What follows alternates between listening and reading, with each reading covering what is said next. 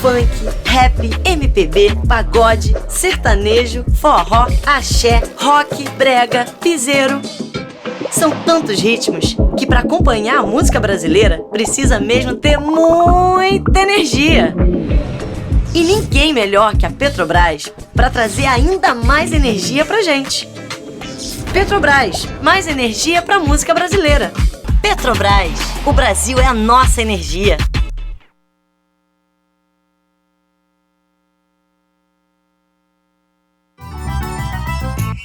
Tem o som que vem da rua, tem cinema no sertão, tem criança no ginásio com talento de montão, tem patrocínio, tem governo do Brasil em ação. O governo do Brasil está do lado da cultura, do esporte, do meio ambiente, da ciência, da educação, da inclusão e do povo brasileiro.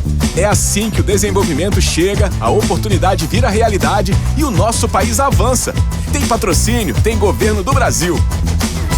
A música é muito mais do que soa. Conecta, transforma. É elo entre palco e bastidor, entre sonho e realidade. Envolve gente, histórias e caminhos. E tudo o que acontece nesse mundo você encontra primeiro aqui. Quem vive de música, vive com a gente. Mundo da Música.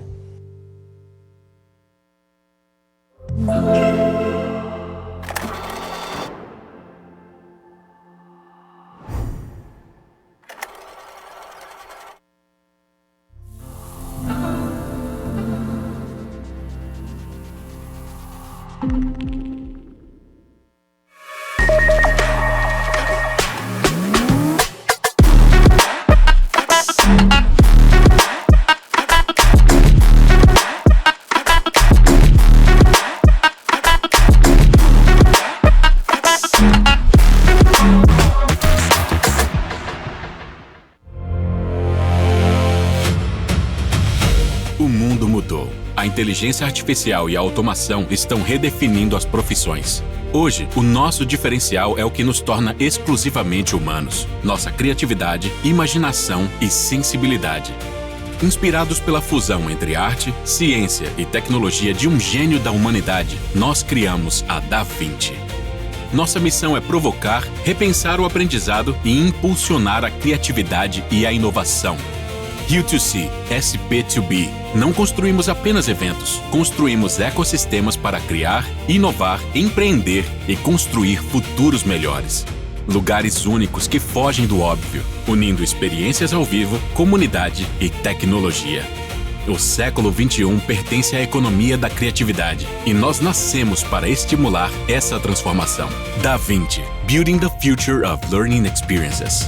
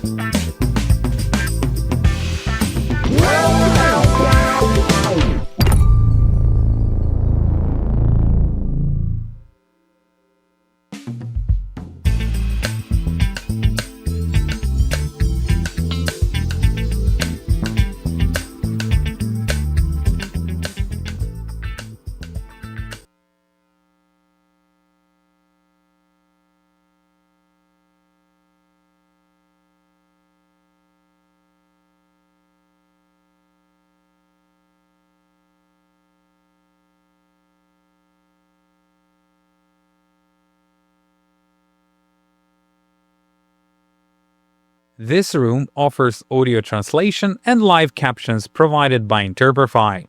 To access, scan the QR code and download the application.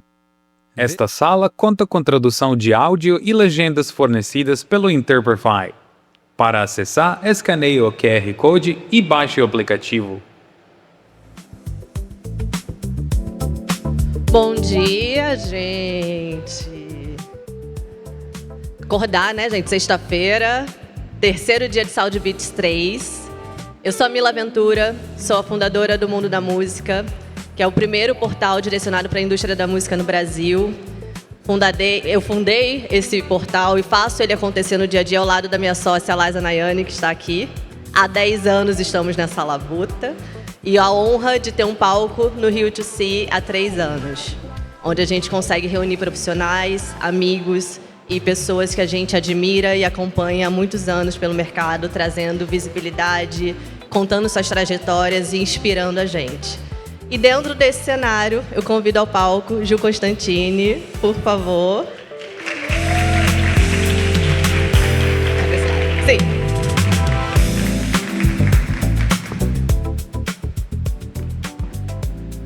Bom dia, Ju! Bom dia para todos. Minha gente conseguiu um horário na agenda dessa mulher, vocês não estão entendendo, não.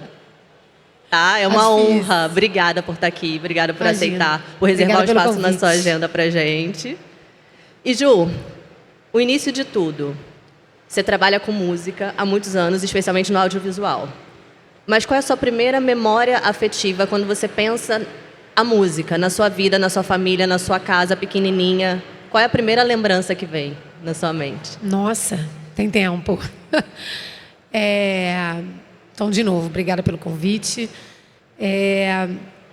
Eu acho que eu tenho memória de ouvir muita música no rádio, de entrar sempre no carro com meus pais e a primeira coisa que a gente fazia era ligar o rádio, que é algo que eu faço até hoje, bastante. Eu gosto de saber que tem alguém selecionando ali o que teoricamente seria o que ele tem de melhor para oferecer, de novidade, ou mesclando. Depois eu fui pensando sobre essa construção, não naquele momento, né? Então o rádio era muito presente na minha vida, mas o audiovisual também. Então eu tenho muita memória de programa de TV, de show, obviamente, né? Programas infantis, e que depois foram entrando na minha vida com os clipes na MTV, os clipes do Fantástico, as fitas cassetes que eu comecei a gravar de músicas que tocavam no rádio. E aí isso foi indo até o momento que eu entrei para fazer comunicação, ainda sem pensar sobre trabalhar com música, mas respirando aquilo na minha vida pessoal, né? E quando, para quem não é dessa geração, quando a gente gravava, a gente queria uma música específica que a gente gostava de ouvir no rádio. A gente queria ouvir a música em casa, tinha uma fita que a gente colocava no rádio e ficava esperando a hora que a música ia tocar do lado do aparelho de som para apertar o REC e tentar cortar a fala do locutor, que às vezes ele entrava no meio da música, que acabava... Você ficava com ódio. Exatamente. Acabava, gente. A música passou por algumas etapas e a nossa geração foi uma geração que conseguiu conhecer todas elas, né? O vinil, a fita, o CD. É tempo, né, Ju? Bastante. E aí, acabei vivendo isso, né, na vida pessoal, como todos nós, mas de forma muito forte também no trabalho, né? Na vida profissional, no caminho que eu escolhi. Você escolheu comunicação, ponto. E aí você começou a fazer a faculdade de? Eu fui fazer comunicação, eu queria ser jornalista do Globo, queria escrever matéria, então eu passei o segundo grau inteiro escrevendo... E já era o Globo o foco? Era o Globo. Eu queria escrever matéria, passei o segundo grau inteiro escrevendo redações e coisas maravilhosas e tal, tirando 10 nos vestibulares, e não entrei para jornalismo, entrei para rádio e TV, e fui fazer estágio, né? Não foi o primeiro, mas meu segundo estágio já foi na Globosat. Entrei no Multishow, eu queria entrar de qualquer maneira para o canal que fosse, podia ser o Multishow, o Sport TV. Me lembro que na época que eu fiz tinha uma vaga para o Multishow e para o Sexy Hot. Eu passei para o Multishow. Poderia ter sido tudo diferente, outro caminho, no audiovisual, outro caminho. E aí entrei nessa história, mas o mais curioso é que, enquanto eu estava na faculdade, não tinha entrado ainda nesse estágio, eu entrei em 2001, no meio do ano, lá no Multishow. Mas no início do ano teve Rock in Rio, e eu fui 2 dias como público e assisti os outros dias de casa pelo Multishow, que fazia cobertura. E aí eu olhei para aquela imagem e falei, cara, no próximo Rock in Rio eu não sei onde eu vou estar. Fazendo o quê? Trabalhando com o quê? Mas eu vou estar trabalhando no Rock in Rio. Pode ser nessa transmissão, pode ser na AOL, que estava envelopando lá tudo. Pode ser no Bob's, que era o parceiro oficial, mas eu vou estar lá, eu tenho certeza. E aí, entrei uns meses depois no Multishow. A promessa era de que o Rock in Rio passaria a acontecer de 2 em 2 anos.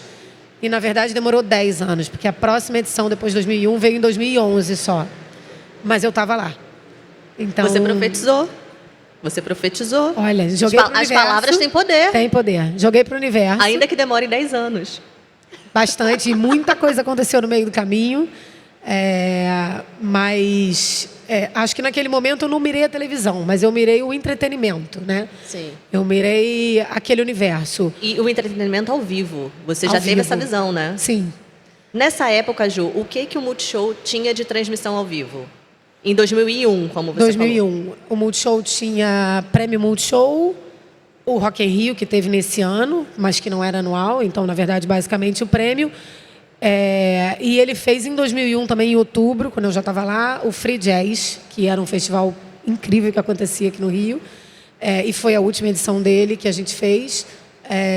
E foi o primeiro que eu estava lá trabalhando. Então, eu me lembro que eu era estagiária e o gerente da área me levou para conhecer tudo aquilo. Entrar no caminhão, entrar no estúdio, entender um pouco sobre aquela tecnologia, como é que aquele sinal saía dali. E eu me lembro de ficar encantada e olhar e falar, cara, eu quero fazer isso pro resto da minha vida. E nem era disso que o Multishow vivia, né? Vivia de programas gravados e fazia ao vivo uma vez no ano. Mas aquilo me mordeu de um jeito que eu acho que é isso. Foi menos sobre a música, mas a música junto com aquilo tudo que estava se apresentando ali para mim, né? E você falou que você já estava num cargo de gerência? Eu estava... Você já era gerente dessa área? Não, eu era, nessa hora, em 2001, eu era estagiária. Você estava estagiando. Isso, e aí eu... quando fui contratada, né? E aí você, como estagiário, você quer uma vaga qualquer, você só quer entrar para não perder o emprego. E aí surgiu uma vaga, eu fui contratada. E no meio do caminho, me ligaram, me acharam, um headhunter me chamou para trabalhar em São Paulo para o lançamento do canal VH1, que é um canal gringo de música, que ia ser lançado no Brasil. E eu tive, obviamente, muito medo. Eu era nova, não morava sozinha aqui, morava com meus pais, ia ter que ir para São Paulo, mudar de emprego, sair de uma zona de conforto. Mas eu topei. Eu achei que era interessante e que eu tinha uma estrutura que, se tudo desse errado, eu voltava, né? E foi extremamente, assim, positivo para tudo que eu vim viver depois também, porque eu fui, sim... Aí eu pulei de assistente para um cargo... né, de liderança, porque eu fui como coordenadora e funcionária 01 no Brasil, de um canal que era da Viacom, que é uma empresa gigantesca, global. Junto com... né, minhas reuniões eram junto com o time da MTV, meu treinamento foi na MTV do México, junto com os estúdios. Né, meu chefe ficava em Miami, mas eu diariamente tinha reuniões com Buenos Aires, né, com Argentina e México. Então, foi sair do ecossistema Globosat, muito família, Brasil, mesmo sendo gigantesco e referência aqui, foi muito importante para ver, para calibrar como as coisas de fato aconteciam fora daquele universo que para mim já era dominado, né? Eu já estava há 5 anos no Multishow quando eu fui para São Paulo. E aí fiquei 1 ano e pouco, quase 1 ano e meio. Me ligaram dizendo que ia ter uma reestruturação na área que eu trabalhava, no Multishow, quando eu saí, se eu queria voltar. Mas aí, nesse lugar de liderança. E aí eu falei, claro, com certeza. Amei São Paulo, amei, né, conhecer uma empresa como a Viacom, mas acho que topo. E voltei. E aqui a gente fala dos passos de coragem. Você falou lá atrás. Recebi o convite, era supernova, ia sair do Rio.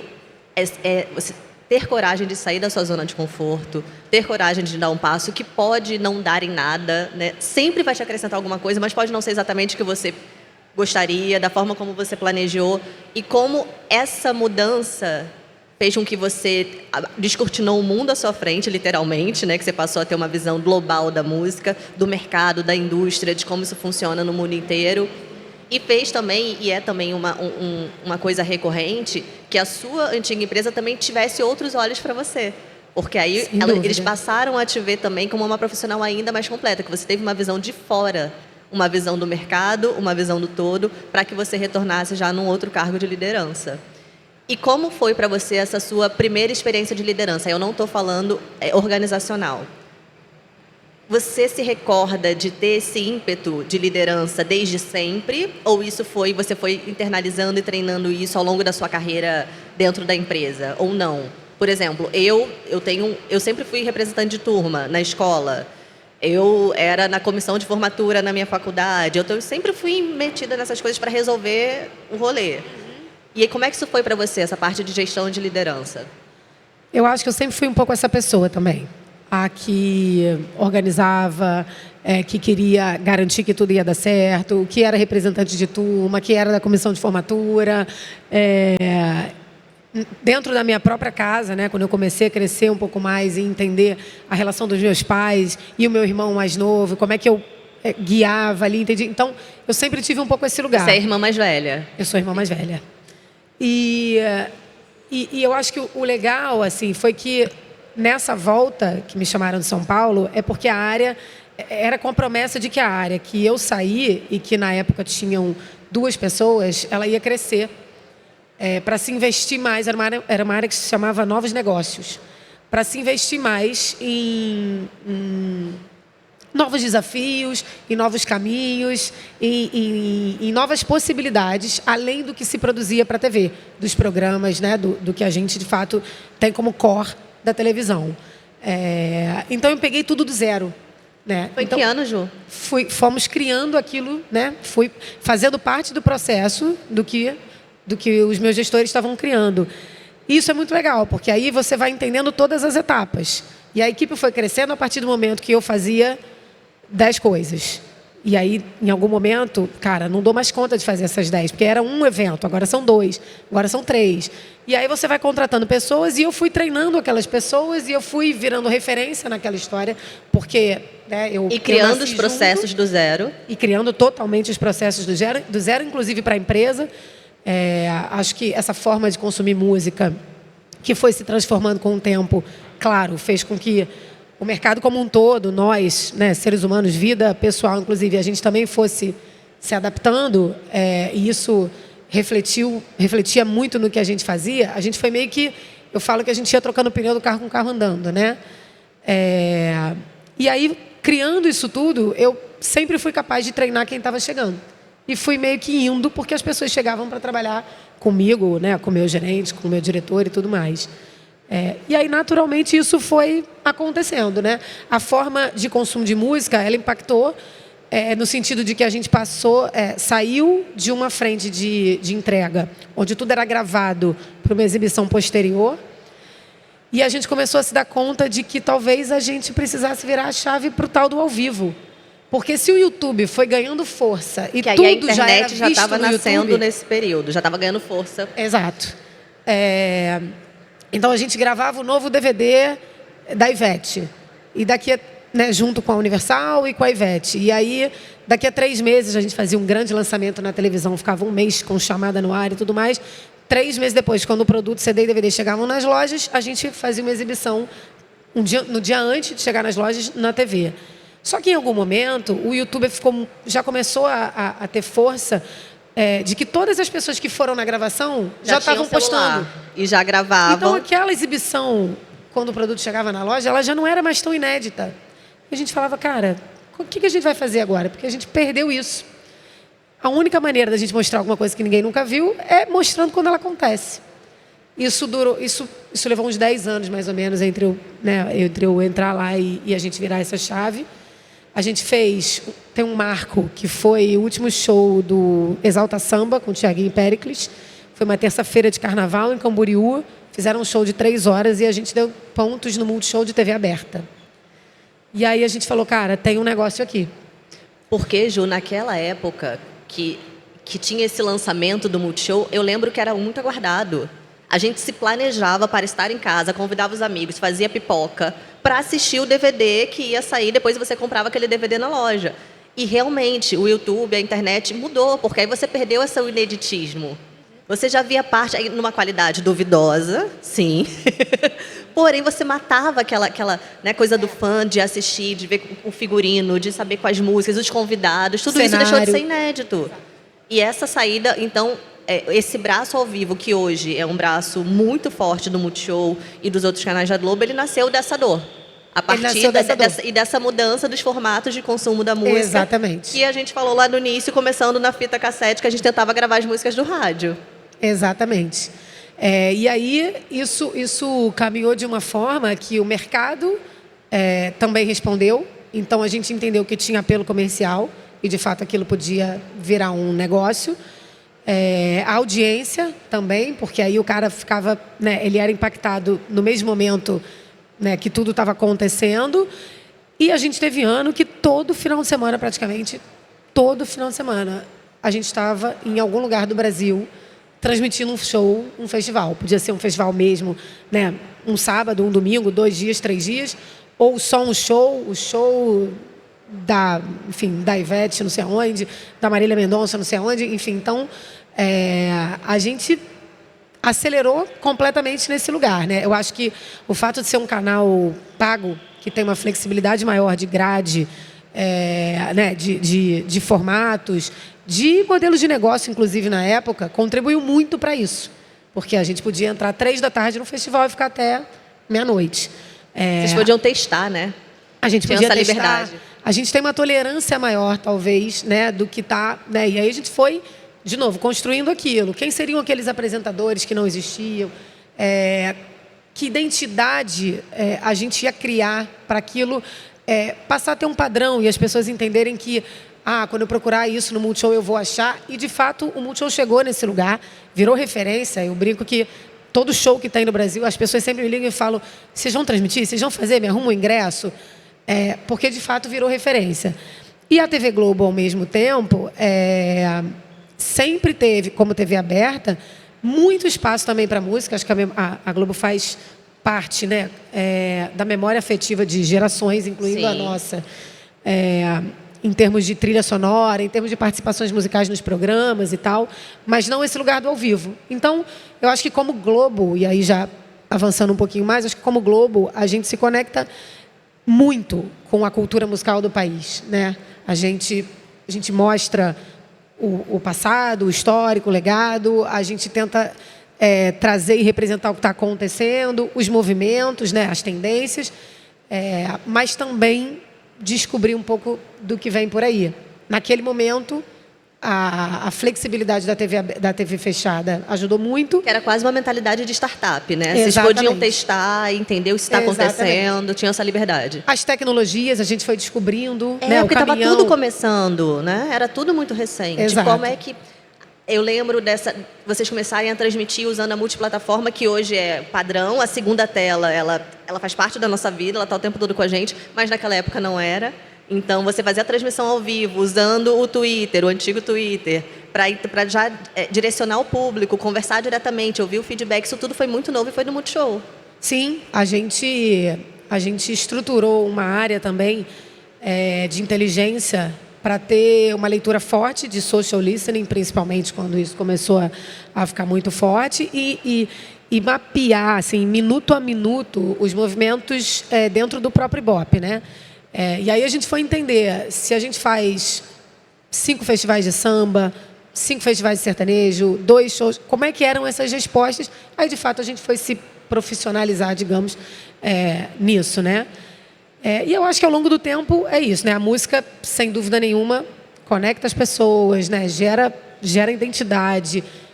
Acho que o Brasil é, de fato, um lugar muito rico em termos de música, de gêneros, de artistas, muito diverso nas suas regiões, né? Nos seus formatos. Então, como é que a gente cobre tudo isso? É um desafio diário, né? E acho que a pandemia também veio e deixou isso muito claro, né? Acho que, diante de tudo que a gente estava vivendo, a música foi capaz de gerar conexões, conversas, alívio. E acho que, né, a própria coisa das varandas, das pessoas se comunicando, tocando violão, enfim, eu acho que ali ninguém teve dúvida da importância da música. E a gente, pós-pandemia, como Globo, entendeu que acho que fazia sentido a gente se estruturar internamente para olhar a música de uma forma integrada. Uhum. Então, esse lugar que eu ocupava no Multishow, que tinha uma outra equipe, uma outra estrutura que também cuidava de trilhas e de música na TV Globo. Depois, com a chegada do Globoplay, o próprio uso de música em redes sociais. Enfim, isso tudo passou a ser olhado de uma maneira única e estratégica nessa área, que é onde eu estou hoje, que existe há 1 ano e meio, né? Então, tudo que eu fazia no Multishow veio junto, a produção musical dos Estúdios Globo está junto, veio junto, as transmissões, os eventos, e tudo que a gente tiver ainda para desenvolver, estamos aqui. Mas eu vou voltar ainda, que para você chegar aqui, quando você falou que tinha aquela época que praticamente todo final de semana tinha uma transmissão no Multishow, a senhora estava viajando esse Brasil inteiro, porque foi assim que a gente se conheceu. Eu venho de gig, eu trabalhava com artistas, então eu viajava, eu ia para a estrada, e eu até costumo falar isso, que o artista me vê hoje no escritório, mas quando eu falo, não, mas eu sou de gig, eu ia para a estrada, eu pegava buzu, a galera me respeita e me olha de outro jeito. Porque entende que a gente sabe da realidade, de quem vai para a estrada, de quem vive. E eu te conheci assim, eu te conheci nessa loucura, viajando, cada final de semana em um canto. Eu trabalhava com o Saulo na época, e você era a pessoa que a gente ligava e falava, Ju, vou lançar o negócio do Saulo, vamos fazer? Vamos transmitir Milão, onde? Brasília? Vou para aí. E a gente fazia essas coisas no Brasil. E eu sei que eu queria entender de você o que é essa experiência de estar na estrada, de estar do lado da equipe dos artistas, que era o que você vivia, e eu vivi isso com você. O que isso te trouxe? Como que isso alterou ou não, ou acrescentou na sua visão de público, de consumo de música, do ao vivo? Eu acho que tem 2 coisas, né? O viajar, o estar próximo, estar vivendo lá. Tem uma coisa de você entender, de fato, as particularidades, né? As especificidades dos lugares, das regiões, dos públicos, do tipo de consumo, dos contratantes locais, dos dias que aqueles shows acontecem, e você fazer um cruzamento sobre o dia que você também exibe, da ordem daqueles shows, por que um está abrindo, por que o outro está fechando. Então, acho que nada como viver, estar perto, para você entender do seu negócio. Mas esse negócio que a gente faz, que eu especificamente faço, ele depende 100% de relacionamento. Completamente. Né? A gente trabalha com música dentro da Globo, isso significa que a gente não trabalha, não atua com um ativo nosso. Porque nós não somos donos, não somos mesmo de ninguém, mas nós não temos contrato com nenhum artista, né? Sim. Então, quando eu estou com o Saulo, quando eu estou com a Anitta, quando eu estou com cada um deles, a gente trabalha na parceria, né? Então, estar na estrada e rodar todo o Brasil e bater na porta de cada um e tal, desde o início, olha, eu vi que você vai fazer um show. Quer transmitir? Eu trabalho aqui no Multishow. Então, eu ligava, depois eu fazia o contrato, depois eu dizia, olha, a gente quer fazer uma entrevista. Então, costurar tudo isso fez com que a gente também costurasse boas relações no mercado para garantir o que a gente tem hoje, né? Que é entrada, que são relações de confiança, porque sem isso nada acontece. Então, acho que isso é muito importante. Acho que, obviamente, relacionamento, né, boas relações, vale para tudo, em qualquer carreira, em qualquer lugar. Mas eu acho que aqui, principalmente, quando você tem elenco de uma novela, você contrata aquele elenco, ele trabalha para você, né, ou ele é seu funcionário fixo, ou você contrata ele por uma obra certa. Na nossa relação com os artistas, não.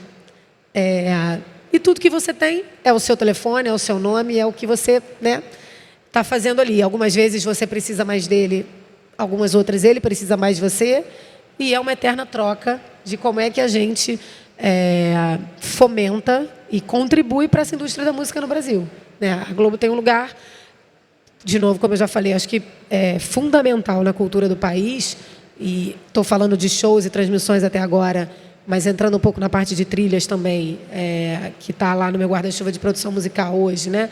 A gente fala de trilhas sonoras de ficção e não ficção. Então, séries, filmes, novelas, tudo isso lá também é comigo. Acho que a gente precisa, de fato, ter esse relacionamento para garantir que a gente está refletindo o que acontece no país.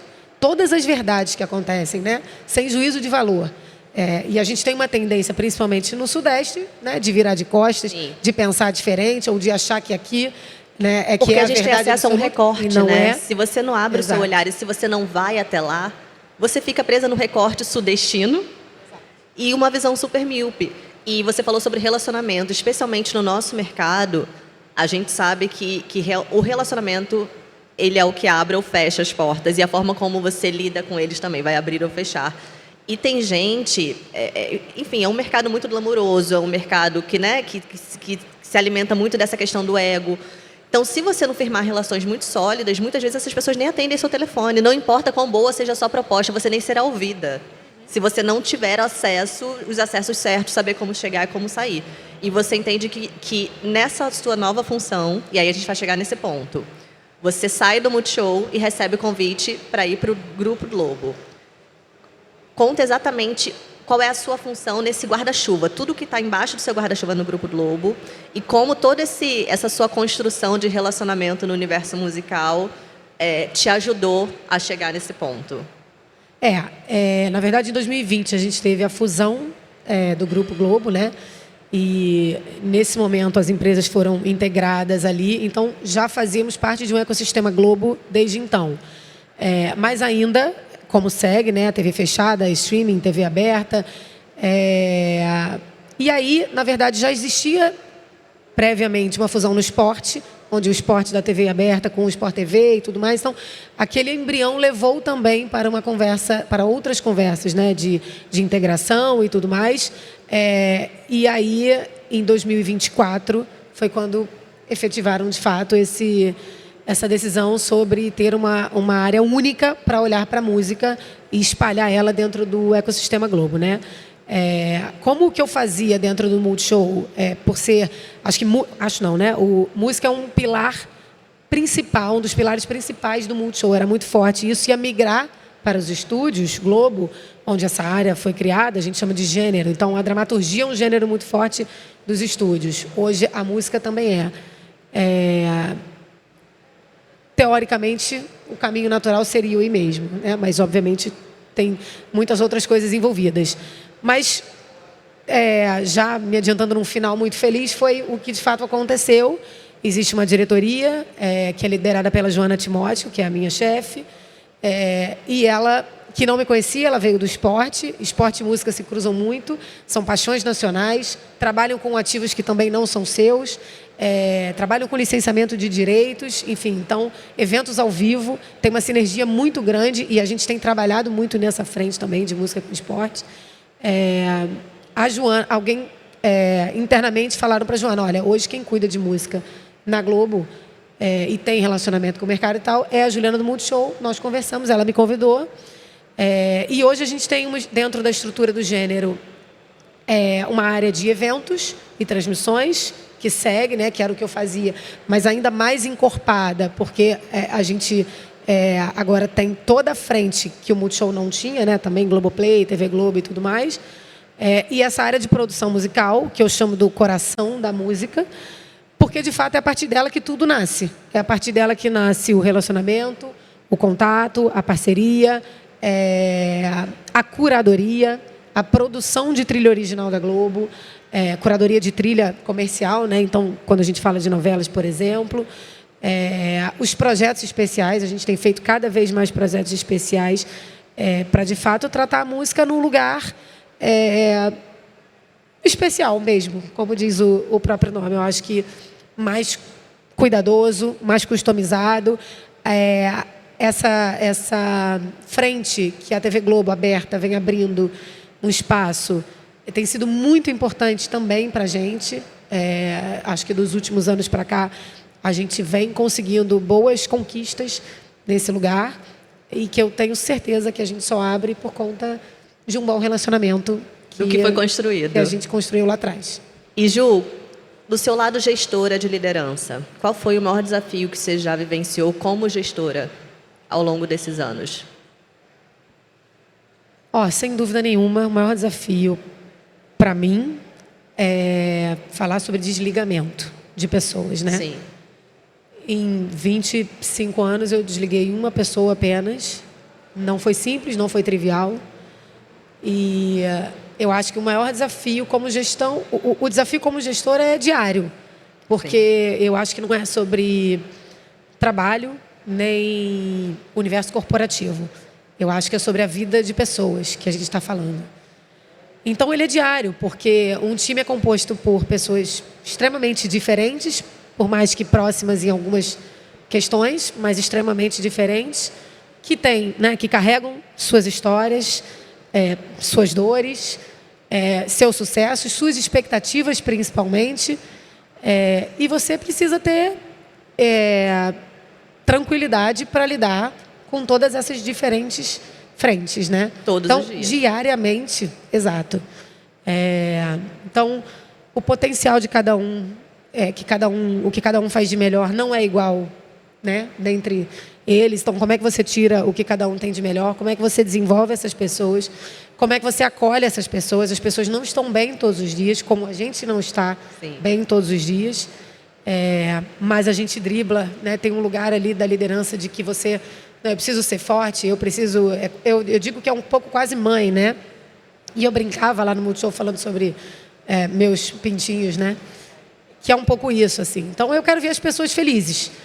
Embora a gente precise também ter maturidade para saber que a gente não vai estar feliz o tempo todo, que a gente não vai concordar com tudo que a gente precisa fazer o tempo todo. Claro, né? Não é violando os seus valores, sua ética, não é sobre isso, mas as decisões... Mas entendendo nem sempre, a lógica de mercado. Nem sempre, exato. A gente está falando sobre business aqui, né? A gente não está na nossa casa, a gente está no trabalho. Então, a gente não vai estar realmente feliz o tempo todo. E nem todas as etapas do que você faz diariamente você acha tão legal. Eu fiz comunicação. É legal cuidar de planilha? Nem tanto. Mas estamos aí. Então, acho que o desafio é diário para você manter essas pessoas motivadas, desenvolvidas, estimuladas e felizes. A Adriana Ramos, no ano passado, quando eu tive uma conversa com ela falou muito sobre o desafio da parte da maternidade e como ela teve uma segunda gravidez ali muito próxima da primeira e como aquilo deixou ela insegura naquele momento, como aquilo mexeu muito com ela. E, ao mesmo tempo, eu lembro de uma fala da Cristina Junqueira, do Nubank, que ela tem um corte de podcast que ela fala: uma mulher grávida é o mamífero mais produtivo do universo. Não existe pessoa mais produtiva que uma mulher grávida, porque todas as suas prioridades mudam, você passa a ter que dar conta de muito mais, e você dá, porque você tem um propósito muito maior no final das contas.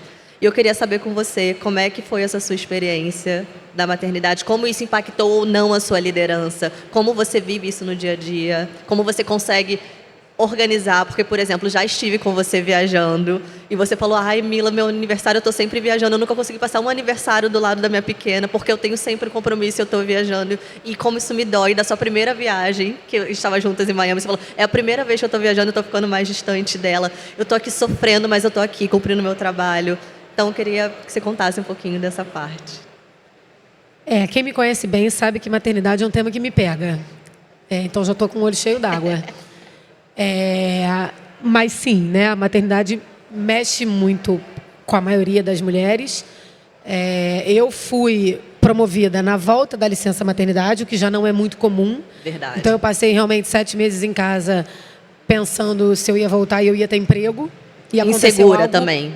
Insegura, sem dúvida.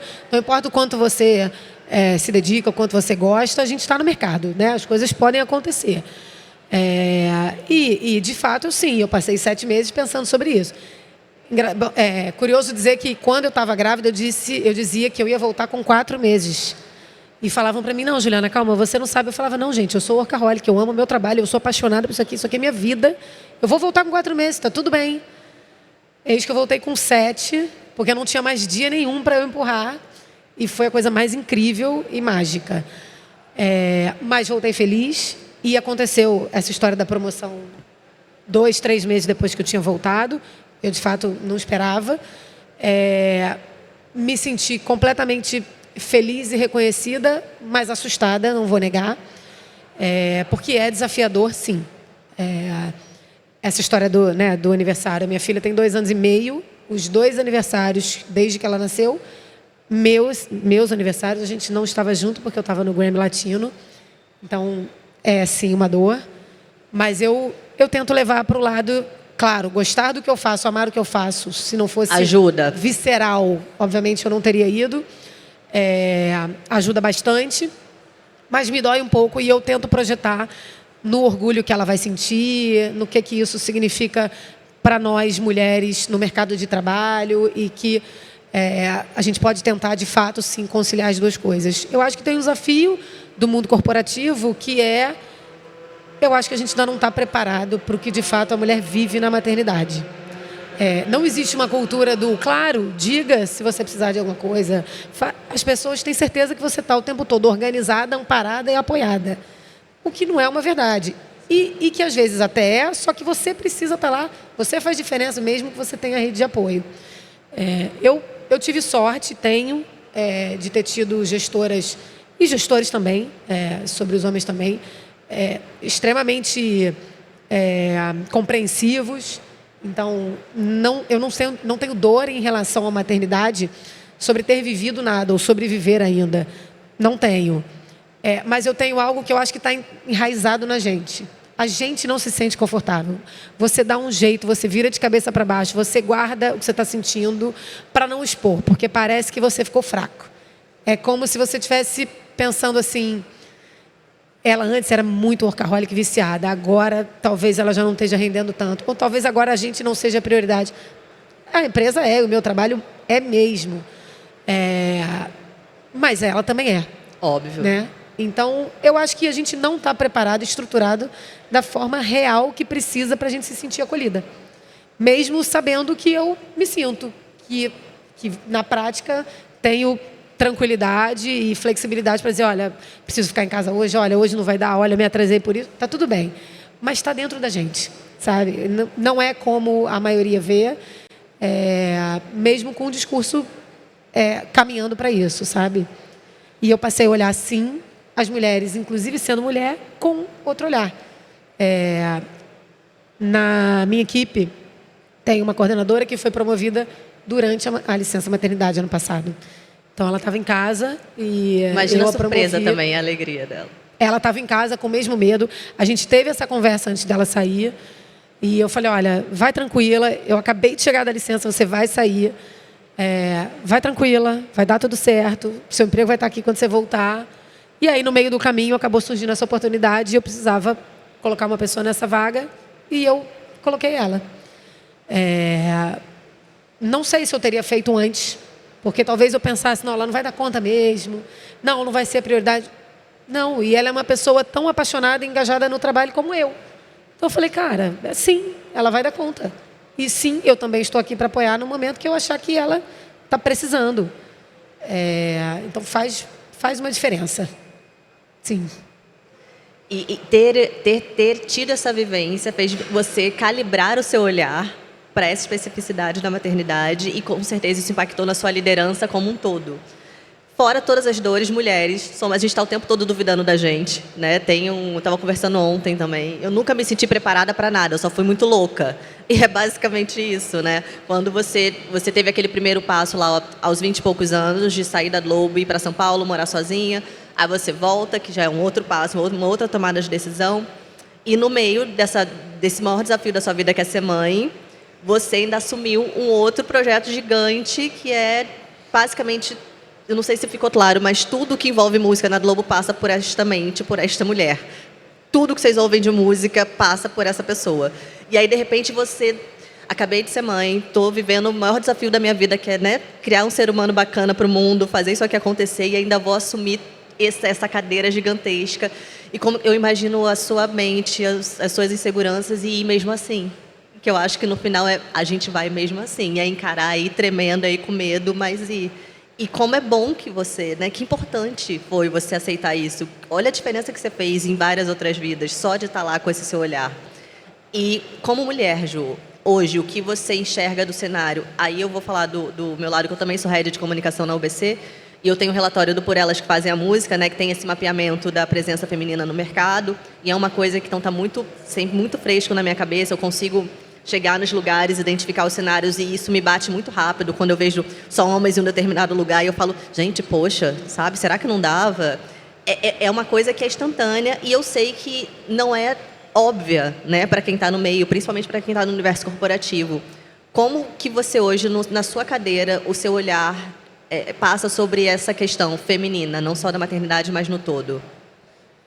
A gente vem discutindo isso bastante, inclusive dentro da equipe, porque no mercado a indústria ainda tem algumas frentes bem masculinas, né? Na nossa equipe, na minha equipe, eu tenho os produtores musicais, que fazem todas as trilhas, e que são, de fato, as pessoas lá dentro do estúdio e tal, produzindo. E eles são, eu tenho, alguns deles são contratados mesmo, Globo, né, dentro do meu organograma, e outros 10, 15 que a gente trabalha no mercado por obra certa. E desse total de quase 30, tem 2 ou 3 mulheres que não estão dentro das CLT.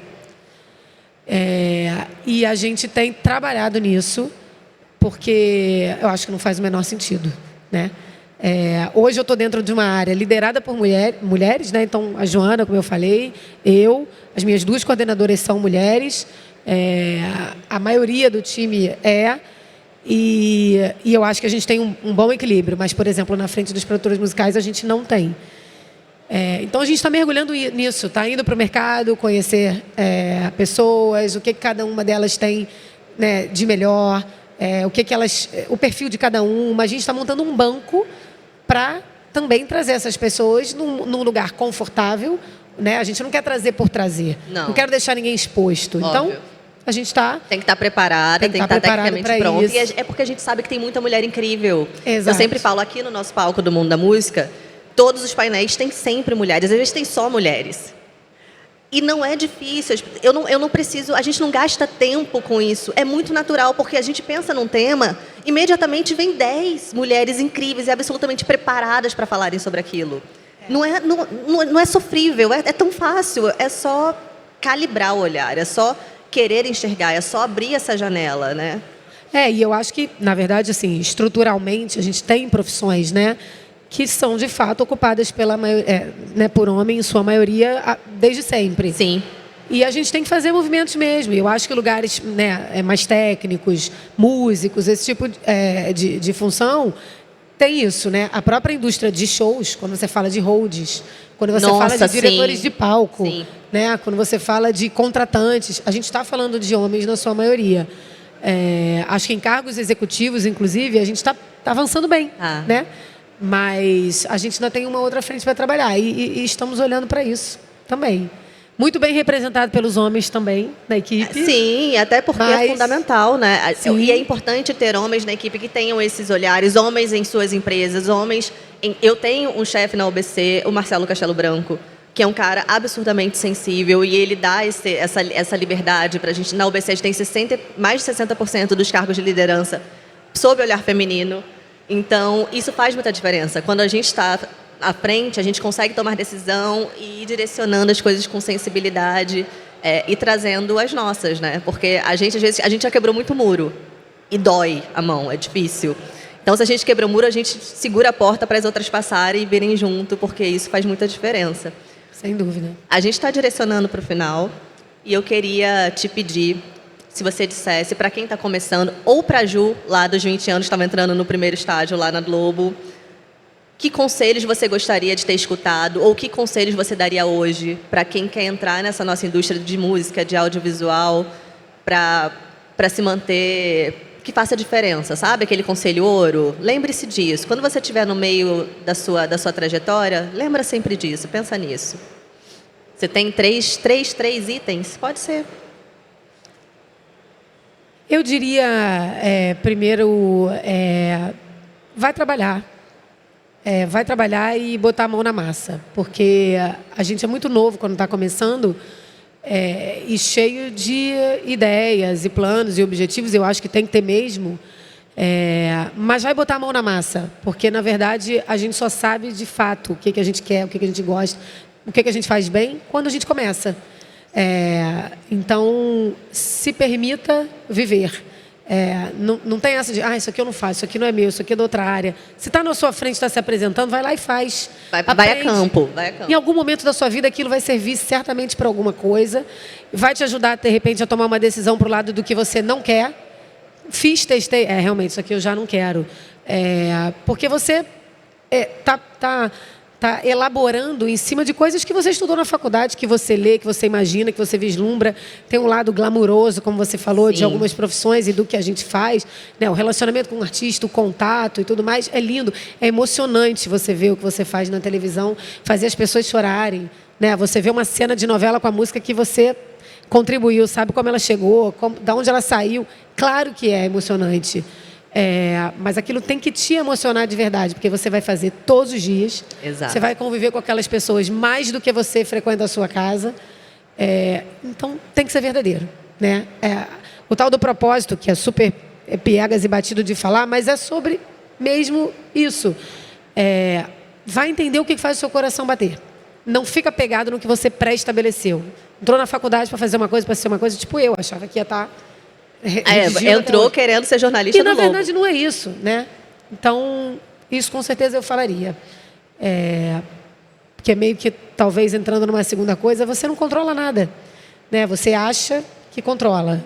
Então, você falou sobre a maternidade, eu me lembro que eu pensava assim, eu vou fazer uma conta, porque eu vou ficar grávida nesse mês, dá tempo de eu sair de licença, voltar para o Rock in Rio, pegar o não sei o quê, fazer o orçamento. Eu levei 2 anos para engravidar. A gente é muito louca, né, A gente é Ju? muito louca. Oh, meu e eu levei Deus. 2 anos para engravidar. Então, a gente não controla de fato, né?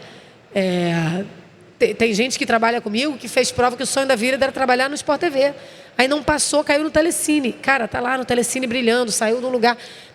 Você Só quase vai. foi pro Sexy Hot, amor. Eu quase fui parar no Poderia Sexy ter Hot. sido por um outro caminho a sua Pensa vida. Então, assim, só vai, sabe? Se permita. E talvez algum outro, eu acho que é Terceiro. sobre relacionamento e sobre seguir, né, o seu coração. Porque também acho que independe de carreira, do lugar que você está, da empresa que você está. Se você está numa grande empresa ou se você está na sua aposta pessoal, tudo que você carrega é o seu nome. Tudo que você tem é o que você planta, que depois vai te abrir porta ou vai te fechar porta.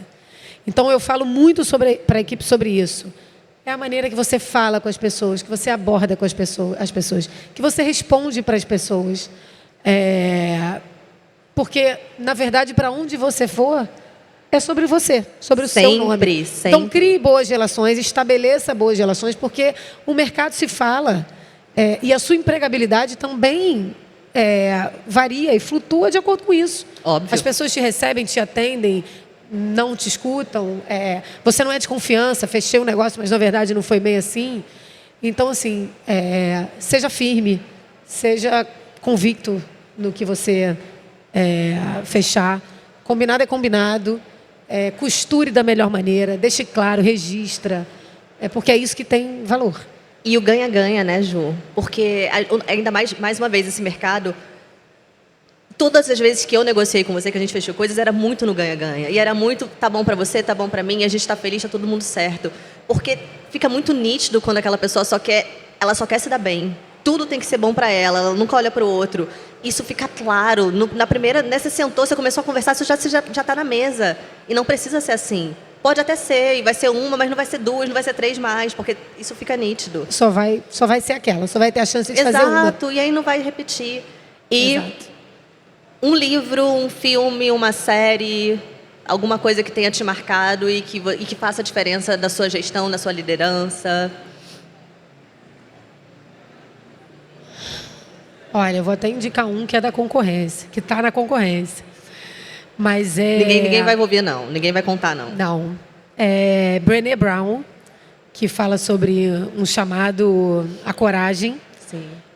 Que fala tem um pouco a ver, eu lembrei dele quando eu estava falando para você aqui da ida para São Paulo, onde ela fala sobre você ter ousadia, ter coragem para sair da sua zona de conforto e tomar algumas decisões, né, na vida, para no fim lá da sua vida, da sua história, você poder olhar para trás e falar, cara, eu tomei as melhores decisões, eu fiz o que eu tinha que fazer, eu fui ousado sem ser inconsequente, né, sem ferir ninguém, mas acho que é muito interessante falar sobre a jornada de coragem, sobre vulnerabilidade. Vulnerabilidade, né? Ela é maravilhosa. Eu acho que a liderança, ela flerta muito, ela se cruza muito com a vulnerabilidade. Sim. Porque você o tempo todo, né, tá ali lidando, de novo, com essas pessoas. Então, eu acho que ali tem boas mensagens sobre...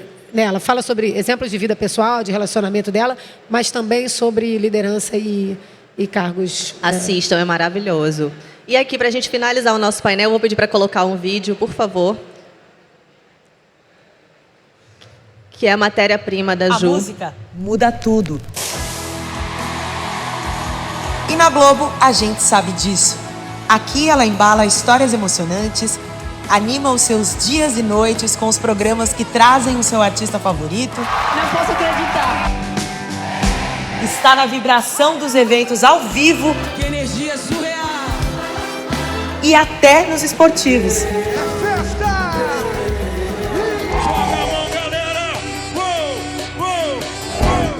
A Globo é a trilha sonora da sua vida. A principal playlist do seu dia a dia. Atravessamos o Brasil de norte a sul, de janeiro a janeiro, do ritmo suave ao pancadão.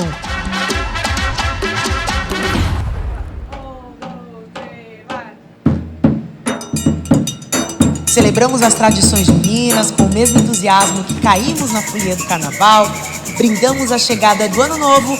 Desejo a vocês um ano maravilhoso. E renovamos a fé. Viajamos para o interior para curtir o sertanejo, no mesmo embalo em que mergulhamos na cultura urbana das grandes cidades. Então queria convidar você que está em casa, vem com a gente nessa noite histórica. É a Globo transmitindo essa festa para todo o Brasil. Que alegria, viu? Também mostramos o que está bombando lá fora, sem perder a essência do Brasil. E tudo isso com números que mostram o tamanho desse som. A música da Globo chega a mais de 44 milhões de lares todos os dias. Nas novelas, séries e filmes, a gente cria trilhas originais, um processo único pensado para contar cada grande história. De todos os lugares que eu queria estar, seu colo é disparado o meu preferido. Todo ano, são mais de 800 artistas musicais convidados nos programas e 400 horas de transmissão de shows e festivais. Só no Rock in Rio, são 46 milhões de pessoas conectadas. No Lola, 24 milhões. E quando exibimos o show histórico da Lady Gaga na TV Globo, mais de 34 milhões assistiram. Seria como encher 15 praias de Copacabana e ainda falta areia. A música engaja, comunica, conecta. Onde tem música, tem gente. A Anitta canta bem por demais. Onde tem gente, tem história. E onde tem história, tem a gente trabalhando para fazer tudo isso chegar até você. Eu adoro isso daqui. Eu adoro esse calor humano.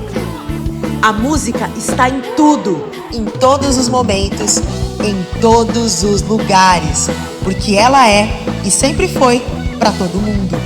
Globo, música que move, emoção que atravessa a tela. Ju Constantini, senhores. Obrigada. Obrigada, gente. Obrigada.